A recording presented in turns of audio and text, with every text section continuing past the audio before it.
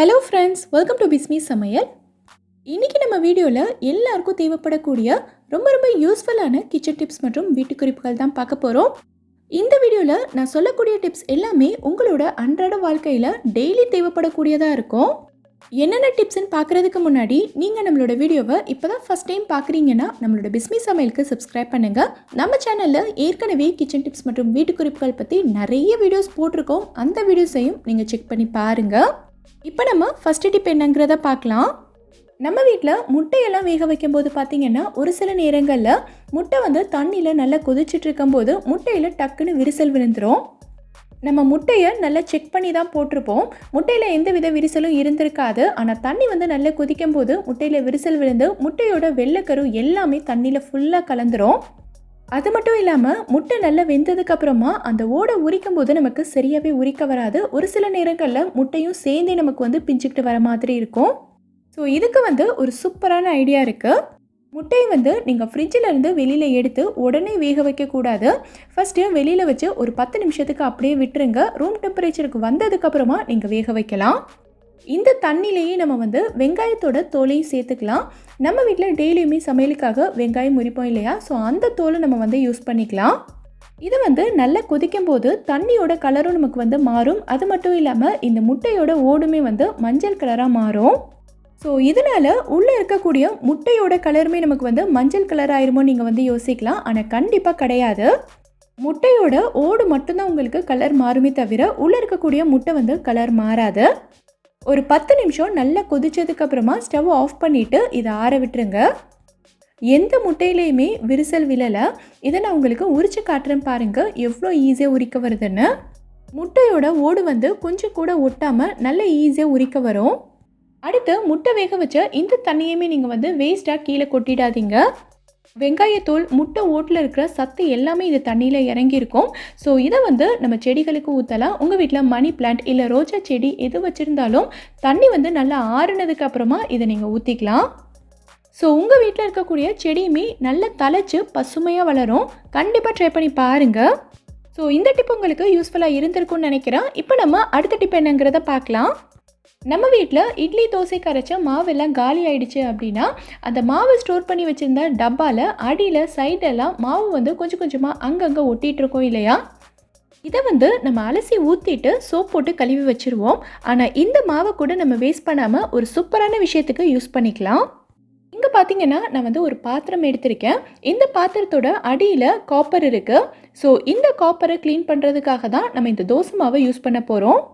எல்லார் வீட்லேயுமே காப்பரில் செம்பு, டம்ளர், ஜக்கெல்லாம் இருக்கும். ஸோ அந்த மாதிரி பொருட்கள்லாம் க்ளீன் பண்ணுறதுக்கு நீங்கள் இதை யூஸ் பண்ணிக்கலாம். ஆனால் என்கிட்ட இந்த பாத்திரம் தான் இருக்குது. ஸோ இதை நான் உங்களுக்கு க்ளீன் பண்ணி காட்டுறேன். ஸோ இந்த மாவை நம்ம ஃபுல்லாக அப்ளை பண்ணிக்கலாம். தோசை மாவெல்லாம் பார்த்திங்கன்னா காலியாக போகிற ஸ்டேஜில் கடைசி மாவு ரொம்ப புளிப்பாக இருக்கும். சிலர் அதை அப்படியே கீழே கொட்டிடுவாங்க. ஸோ அந்த மாவெல்லாம் நம்ம இப்படி யூஸ் பண்ணிக்கலாம். முக்கியமாக மாவு நல்லா புளிச்சிருக்கணும். அப்போ தான் இது உங்களுக்கு ஒர்க் அவுட் ஆகும். நல்லா அப்ளை பண்ணிவிட்டு ஒரு 15 நிமிஷத்துக்கு அப்படியே விட்டுருங்க. 15 நிமிஷம் நல்லா ஊறினதுக்கப்புறமா இதோட கலர் லைட் க்ரீன் கலராக மாறி இருக்கும். இந்த வீடியோவில் உங்களுக்கு கலர் டிஃப்ரென்ஸ் தெரியலன்னு நினைக்கிறேன். அடுத்து இந்த மாதிரி ஒரு ஸ்க்ரப்பர் வச்சு எல்லா பக்கமுமே நல்லா அழுத்தி தேய்ச்சி விட்டுருங்க. நான் தேய்க்கும் போதே உங்களுக்கு தெரியும்னு நினைக்கிறேன். மேலே படிஞ்சிருக்க கலர் எல்லாமே கொஞ்சம் கொஞ்சமாக உங்களுக்கு எடுத்துக்கிட்டே வரும். இதுக்கு நீங்கள் சோப்போ இல்லை மற்ற பொருட்களோ யூஸ் பண்ணணுங்கிற அவசியமே கிடையாது. ஒரு 30 செகண்ட்க்கு நல்லா தேய்ச்சிங்கனாலே போதும். பாத்திரம் உங்களுக்கு நல்லா பளிச்சுன்னு வந்துடும். இந்த பாத்திரத்தை நான் ரெகுலராகவே அடுப்பில் வச்சு யூஸ் பண்ணுறதுனால நடுவில் மட்டும் கலர் மாறி இருக்கு. ஆனால் மற்ற இடத்துலலாம் பாருங்கள் எவ்வளோ சூப்பராக பளிச்சுன்னு இருக்குன்னு. ஸோ இதை நீங்கள் செம்பு, டம்ளருக்கெல்லாம் யூஸ் பண்ணிங்கன்னா சூப்பராக ஒர்க் அவுட் ஆகும். இந்தளவுக்கு நல்லா தேய்ச்சிட்டேன். இதை நான் இப்போ உங்களுக்கு கழுவிட்டு காட்டுறேன் பாருங்கள். இதை பார்க்கும்போதே உங்களுக்கு நல்ல கலர் டிஃப்ரென்ஸ் தெரியும்னு நினைக்கிறேன், முன்னாடி இருந்ததுக்கும் இப்போ இருக்கிறதுக்கும். ஸோ இந்த டிப் உங்களுக்கு யூஸ்ஃபுல்லாக இருந்துச்சுன்னா வீடியோவை லைக் பண்ணிவிட்டு நம்ம சேனலை சப்ஸ்கிரைப் பண்ணிக்கோங்க. இப்போ நம்ம அடுத்த டிப் என்னங்கிறத பார்க்கலாம். இந்த மாதிரி உருளைக்கிழங்கெல்லாம் பார்த்திங்கன்னா நம்ம கடையிலேருந்து வாங்கிட்டு ஒரு 2-3 நாளிலே அங்கங்கே நல்ல க்ரீன் கலராக முளைக்க ஆரம்பிச்சிடும். உருளைக்கிழங்கெல்லாம் நல்லா முளைக்க ஆரம்பிச்சிருச்சு அப்படின்னா அதை சமையலுக்கு யூஸ் பண்ணக்கூடாதுன்னு சொல்லுவாங்க. ஸோ இந்த மாதிரி உருளைக்கிழங்கெல்லாம் கொஞ்சம் கூட முளைக்காமல் நம்ம கடையிலேருந்து வாங்கிட்டு வந்த மாதிரி நல்லா ஃப்ரெஷ்ஷாக ரொம்ப நாளைக்கு இருக்கணும்னா இதை நம்ம எப்படி ஸ்டோர் பண்ணி வைக்கணுங்கிறத பார்க்கலாம். இங்கே பார்த்தீங்கன்னா நான் வந்து பூண்டு ஸ்டோர் பண்ணி வச்சுருக்கேன் டப்பா தான் எடுத்திருக்கேன். நம்ம வீடியோவை ரெகுலராக ஃபாலோ பண்ணுறவங்களுக்கு தெரிஞ்சிருக்கும். பூண்டை வந்து இந்த மாதிரி தனித்தனி பல்லாக பிரிச்சுட்டு அடியில் உப்பு போட்டு ஸ்டோர் பண்ணி வச்சோன்னா ரொம்ப நாளைக்கு ஃப்ரெஷ்ஷாக இருக்குங்கிறது. ஸோ இந்த பூண்டு வச்சுருக்க டப்பாவில் தான் நம்ம வந்து உருளைக்கிழங்கையும் போட்டு வைக்க போகிறோம். இந்த மாதிரி நம்ம வந்து பூண்டு வச்சுருக்க டப்பாலேயே உருளைக்கிழங்கையும் சேர்த்து போட்டு வைக்கும்போது இது வந்து உங்களுக்கு சீக்கிரமாக முளைக்காது. நிறைய பேர் வந்து வெங்காயம் போட்டு வச்சுருக்க கூடையிலேயே உருளைக்கிழங்கையும் போட்டு வச்சுருவாங்க. அந்த மாதிரி செஞ்சிங்கன்னா உருளைக்கிழங்கு வந்து உங்களுக்கு ரொம்ப சீக்கிரமாகவே முளைச்சி வந்துடும். ஸோ இனி வந்து பூண்டு வச்சுருக்க கூடையிலேயே ஸ்டோர் பண்ணிக்கோங்க. இந்த டிப் உங்களுக்கு யூஸ்ஃபுல்லாக இருந்திருக்குன்னு நினைக்கிறேன். கண்டிப்பாக ட்ரை பண்ணி பாருங்கள். இப்போ நம்ம அடுத்த டிப் என்னங்கிறத பார்க்கலாம். நம்ம வீட்டில் சிக்கன், மட்டன், மீன் இந்த மாதிரி நான்வெஜ் எல்லாம் பெரும்பாலும் எல்லாருமே கிச்சனில் சிங்கில் வச்சு தான் க்ளீன் பண்ணுவோம் இல்லையா? ஸோ க்ளீன் பண்ணி முடித்ததுக்கப்புறமா இந்த சிங்க்லேருந்து ஒரு மாதிரியான கவுச்சி வாடை வர ஆரம்பிக்கும். என்ன தான் நம்ம வந்து சோப், லிக்விட் எல்லாம் போட்டு நல்லா தேய்ச்சி கழுவினாலும் கூட இந்த ஸ்மெல் வந்து மறுபடியும் வந்துக்கிட்டே தான் இருக்கும். ஸோ இதுக்கான ஒரு சிம்பிளான ஐடியா தான். இங்கே நான் வந்து பேக்கிங் சோடா தான் எடுத்திருக்கேன். இது வந்து நம்ம எப்போவுமே சமையலுக்கு யூஸ் பண்ணுற ஆப்ப சோடா தான். இந்த பேக்கிங் சோடாவை நம்ம வந்து சிங்க் ஃபுல்லாகவே நல்லா தூவி விட்டுறலாம். இது கூடவே நான் வந்து கொஞ்சமாக பாத்திரம் கழுவுறதுக்கு யூஸ் பண்ணுற லிக்விடும் சேர்த்துக்கிறேன். இந்த பாத்திரம் கழுவுற லிக்விடில் நான் கூடவே வந்து கொஞ்சம் தண்ணியும் சேர்த்து கலந்து தான் யூஸ் பண்ணுவேன். அதனால் அப்படியே ஊற்றிக்கிட்டேன். அடுத்து இந்த மாதிரி ஒரு ப்ரஷ் வச்சு எல்லா பக்கமுமே நல்லா தேய்ச்சி விட்டுருங்க. ப்ரஷ் வந்து நல்லா ஹார்டாக இருக்கணும். நிறைய பேர் பார்த்தீங்கன்னா பாத்திரம் தேய்க்கிற ஸ்க்ரப்பர் வச்சு சிங்கையும் தேய்ச்சி விட்டுருவாங்க. அந்த மாதிரி செய்யாதீங்க. பாத்திரம் தேய்க்கிறதுக்கு தனியாகவும் சிங்க்குக்கு தனியாகவும் வச்சுக்கோங்க. அடுத்து இந்த மாதிரி டேப்புக்கு சைடில் இடுக்குகள்லாம் நம்ம வந்து தேய்க்கணும். அதுக்கு வந்து இந்த ப்ரஷ் வச்சு தேய்க்க முடியாது. ஸோ இதுக்கு நான் வந்து டூத் ப்ரஷ் தான் எடுத்திருக்கேன். இந்த டூத் ப்ரஷ் வச்சு இடுக்குகள்லாம் நம்ம வந்து ஈஸியாக க்ளீன் பண்ணிக்கலாம். பொதுவாகவே சோடா உப்பு வந்து ஏதாவது பேட் ஸ்மெல் இருந்ததுன்னா அதை கம்ப்ளீட்டாக எடுத்துரும். ஸோ இதை வச்சு நம்ம சிங்கில் தேய்க்கும் போது இந்த சிங்கில் இருக்கக்கூடிய பேட் ஸ்மெல்லையுமே இது வந்து சுத்தமாக எடுத்துரும்.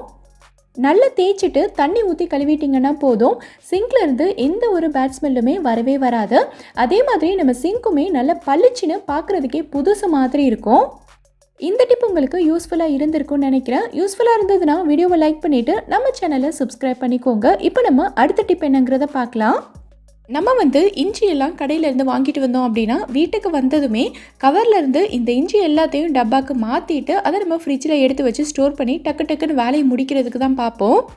ஆனால் இந்த இஞ்சியை நம்ம அப்படியே எடுத்து டப்பாவில் வச்சு ஸ்டோர் பண்ணிட்டோம் அப்படின்னா இது வந்து நமக்கு நிறைய நாளைக்கு வராது. ரொம்ப சீக்கிரமாகவே கெட்டு போயிடும். ஏன்னா இந்த இஞ்சியில் வந்து நிறைய மண் இருக்கும். அது மட்டும் இல்லாமல் அங்கங்கே லைட்டாக முனையில் கெட்டு போன மாதிரி இருக்கும். ஸோ அதெல்லாத்தையும் ஃபஸ்ட்டு நம்ம க்ளீன் பண்ணிக்கணும். ஃபஸ்ட்டு இந்த இஞ்சியில் இருக்கிற மண் எல்லாத்தையும் நம்ம வந்து கழுவி எடுத்துடலாம்.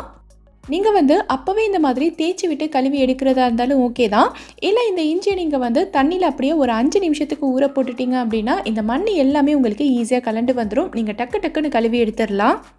கழுவிட்டு இந்த இஞ்சி எல்லாத்தையுமே நல்லா காய விட்டுருங்க. இல்லை இந்த மாதிரி ஒரு துணியில் போட்டு தொடச்சி எடுக்கிறதா இருந்தாலும் ஓகே தான். இந்த இஞ்சியில் வந்து சுத்தமாக தண்ணியே இருக்கக்கூடாது. அந்தளவுக்கு நல்லா காய விட்டுருங்க. நல்லா காய்ஞ்சதுக்கப்புறமா இந்த இஞ்சியில் முனையில் பார்த்தீங்கன்னா லைட்டாக அங்கங்கே கெட்டு போன மாதிரி இருக்கும். இது எல்லாத்தையும் நம்ம வந்து கட் பண்ணி எடுத்துக்கலாம். இதை நம்ம வந்து அப்படியே விட்டுட்டு இதோடய சேர்த்து ஸ்டோர் பண்ணிட்டோம் அப்படின்னா இதை வந்து நல்லா இருக்கக்கூடிய மற்ற இஞ்சியையும் கெட்டு போக வச்சிடும். ஸோ இது எல்லாத்தையுமே நம்ம வந்து ரிமூவ் பண்ணிக்கலாம். அடுத்து இந்த மாதிரி ஒரு டப்பா எடுத்திருக்கேன். அடுத்து இதை ஸ்டோர் பண்ணுறதுக்கு நான் யூஸ் பண்ண போகிறது பார்த்திங்கன்னா ஆடி யூனிராப்ஸோட ப்ரௌன் பேப்பர் ஃபாயில் தான். இந்த மாதிரி ப்ரௌன் பேப்பர் ஃபாயிலில் நம்ம வந்து ஸ்டோர் பண்ணோன்னா இஞ்சி வந்து ரொம்ப நாளைக்கு கெட்டு போகாமல் நம்ம ஸ்டோர் பண்ணி வச்ச மாதிரி நல்ல ஃப்ரெஷ்ஷாக இருக்கும். அது மட்டும் இல்லாமல் இது வந்து ரீயூசபிள்ங்கிறதுனால இதை வந்து நான் மறுபடியும் யூஸ் பண்ணிப்பேன். உங்ககிட்ட இது இல்லை அப்படின்னா நீங்கள் வந்து நார்மல் டிஷ்யூ பேப்பர் கூட யூஸ் பண்ணிக்கலாம். இப்போ இதில் இஞ்சி எல்லாத்தையும் வச்சுட்டு மேலேயும் அதே மாதிரி நல்லா கவர் பண்ணிவிட்டு டப்பாவோட மூடி வச்சு நல்லா க்ளோஸ் பண்ணிக்கலாம். இதை வந்து நீங்கள் அப்படியே எடுத்து ஃப்ரிட்ஜில் வச்சிட்டிங்க அப்படின்னா 3 மாதம் வரைக்கும் ரொம்ப ஃப்ரெஷ்ஷாக இருக்கும், யூஸ் பண்ணிக்கலாம். இல்லை நீங்கள் வந்து ஃப்ரீசரில் வச்சிட்டிங்க அப்படின்னா 6 மாதம் வரைக்குமே உங்களுக்கு வந்து நல்லா ஃப்ரெஷ்ஷாக இருக்கும், நீங்கள் யூஸ் பண்ணிக்கலாம். இப்போ நம்ம அடுத்த டிப் என்னங்கிறத பார்க்கலாம். நம்ம எல்லார்கிட்டையுமே இந்த மாதிரி ஸ்டோன் ஒர்க் வச்சு நிறைய ட்ரெஸ்ஸஸ் இருக்கும். சாரி, சுடிதார் ஆகட்டும், இல்லை இந்த மாதிரி அபாயா எதுவாக இருந்தாலுமே இந்த ஸ்டோன் விழுந்துருச்சு அப்படின்னா அடுத்து இந்த ட்ரெஸ் வந்து போடுறதுக்கே நல்லா இருக்காது. குட்டீஸோட ஃப்ராக், டாப்ஸ் இந்த மாதிரி எல்லா ட்ரெஸ்ஸஸ்லேயுமே நிறைய ஒர்க் இருக்கும். ஸோ இது வந்து துவைக்கும் போதே ஒவ்வொரு ஸ்டோனாக விழ ஆரம்பிச்சிடும். அது மட்டும் இல்லாமல் இந்த மாதிரி கருப்பு கலர் ட்ரெஸ் எல்லாம் நம்ம வந்து சோப் பவுடர் போட்டு துவைக்கும் போது காஞ்சதுக்கு அப்புறமா இந்த ட்ரெஸ்ஸை எடுத்து பார்த்தீங்கன்னா அங்கங்கே வெள்ளை வெள்ளையாக ஒட்டி ஒட்டி இருக்கும். அபாயா யூஸ் பண்ணுற எல்லாருமே இந்த பிரச்சனையை வந்து கண்டிப்பாக ஃபேஸ் பண்ணியிருப்பீங்க. ஸோ இந்த மாதிரி ஸ்டோன் ஒர்க் இருக்கிற எந்த ட்ரெஸ்ஸாக இருந்தாலும் சரி எப்படி துவைச்சி மெயின்டைன் பண்ணணுங்கிறத பற்றி நான் சொல்கிறேன். இந்த ட்ரெஸ்ஸை நம்ம துவைக்கிறதுக்கு முன்னாடி இதில் இருக்கக்கூடிய ஒர்க் எல்லாமே உள்பக்கம் இருக்கிற மாதிரி இந்த ட்ரெஸ்ஸை நம்ம பரட்டி விட்டுக்கலாம். நான் இன்றைக்கி வந்து என்னோட பிளாக் கலர் அபாயா தான் துவைக்க போகிறேன். ஸோ அதுக்கேற்ற மாதிரி தண்ணி பிடிச்சிருக்கேன். இதுக்கு நம்ம வந்து சோப் பவுடர் சேர்க்க போகிறது இல்லை, ஷாம்பூ தான் சேர்க்க போகிறோம். எந்த ஷாம்பூவாக இருந்தாலும் பரவாயில்ல, நீங்கள் வந்து சேர்த்துக்கலாம். பாக்கெட்டில் ₹1 ஷாம்பூ கிடைக்கும்ல, அதுவே நீங்கள் வந்து யூஸ் பண்ணிக்கலாம். இதை நல்லா கலந்து விட்டுட்டு துணி எடுத்து இதில் ஊற வச்சிடலாம். நான் யூஸ் பண்ணியிருக்கிறது பேபி ஷாம்புங்கிறதுனால இதில் அந்தளவுக்கு நுர வராது. கொஞ்சம் பெரிய கனமான துணிங்கிறதுனால 2-3 தடவை எடுத்து விட்டு நான் இந்த மாதிரி அமுக்கி வச்சுக்கிறேன். இப்போது இந்த துணி வந்து ஒரு 5லேருந்து 7 நிமிஷத்துக்கு மட்டும் ஊறினா போதும். அதுக்கு மேலே ஊற வேண்டியதில்லை. ஒரு 5 நிமிஷம் நல்லா ஊறினதுக்கப்புறமா இந்த துணியை நல்லா விரித்து விட்டு அலசிட்டு வெளியில் எடுத்துருங்க. இப்போது இந்த தண்ணியை கீழே கொட்டிட்டு இன்னும் ஒரு 2 தடவை நல்ல தண்ணி பிடிச்சி இந்த துணியை நல்லா அலசி எடுத்திங்கனாலே போதும். மற்ற துணியெல்லாம் நம்ம வந்து அடித்து துவைப்போம்ல, அந்த மாதிரியெல்லாம் இந்த துணியை துவைக்கவே கூடாது. அப்படி நீங்கள் துவைச்சிட்டிங்க அப்படின்னா ஒரே வாஷ்லேயே இந்த ஸ்டோன்ஸ் ஃபுல்லாக கொட்டிடும். இந்த துணியை நீங்கள் காய போடும் போதுமே ஒர்க் எல்லாமே உள்பக்கம் இருக்கிற மாதிரி பரட்டி தான் காய போடணும். ஸோ இந்த மாதிரி நீங்கள் வந்து துவைச்சி மெயின்டைன் பண்ணி பாருங்கள். ஒரு ஸ்டோன் கூட உங்களுக்கு உதிரவே உதிராது. ட்ரெஸ்ஸும் வந்து கொஞ்சம் கூட கலர் மங்காமல் எவ்வளோ நாள் ஆனாலும் சரி நல்லா பளிச்சுன்னு புது ட்ரெஸ் மாதிரி இருக்கும். இந்த வீடியோவில் நான் சொல்லியிருக்க டிப்ஸ் எல்லாமே உங்களுக்கு ரொம்பவே யூஸ்ஃபுல்லாக இருந்திருக்கும்னு நினைக்கிறேன். இந்த வீடியோலேருந்து ஏதாவது ஒரு டிப் உங்களுக்கு யூஸ்ஃபுல்லாக இருந்தாலும் மறக்காமல் எனக்கு கமெண்ட்டில் சொல்லுங்கள். இந்த வீடியோ பிடிச்சிருந்தா லைக் பண்ணுங்கள். உங்கள் ஃப்ரெண்ட்ஸ், உங்கள் ஃபேமிலி மெம்பர்ஸ்க்கு இந்த வீடியோ யூஸ்ஃபுல்லாக இருக்கும்னு நினச்சிங்கன்னா கண்டிப்பாக ஷேர் பண்ணுங்கள். மறக்காமல் நம்ம பிஸ்மி சமையலுக்கு சப்ஸ்கிரைப் பண்ணிவிட்டு பக்கத்தில் இருக்கக்கூடிய பெல் ஐக்கானை கிளிக் பண்ணி அதில் ஆல் ஆப்ஷனே செலக்ட் பண்ணுங்கள். தேங்க்யூ.